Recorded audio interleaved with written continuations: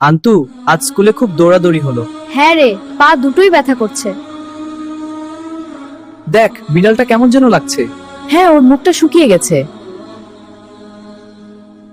ওকে একটু পানি দিই। হ্যাঁ, দেখ কেমন করে পানি খাচ্ছে। ভালোই লাগছে দেখতে।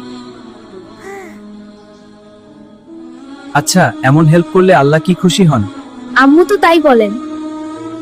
নবীজি বলেছেন, দয়া করলে আল্লাহ তার উপর দয়া করেন। মাশাআল্লাহ। তাহলে আমরা ভালো কিছু করলে আল্লাহ খুশি হন। হ্যাঁ, ঠিক তাই। আজকে আমরা ভালো একটা কাজ করলাম। হ্যাঁ, সুযোগ পেলেই করব। আমি চাই আল্লাহ আমাকে সবসময় ভালোবাসুন। আমিও। আল্লাহের ভালোবাসা পেলে জীবন শান্তিতে ভরে যায়। একদম ঠিক। নবীজি সাল্লাল্লাহু আলাইহি ওয়াসাল্লাম বলেছেন, যে ব্যক্তি রমাদান মাসে রোজা রাখে ঈমান ও সওয়াবের আশা নিয়ে, আল্লাহ তার পূর্বের সমস্ত গুনাহ ক্ষমা করে দেবেন।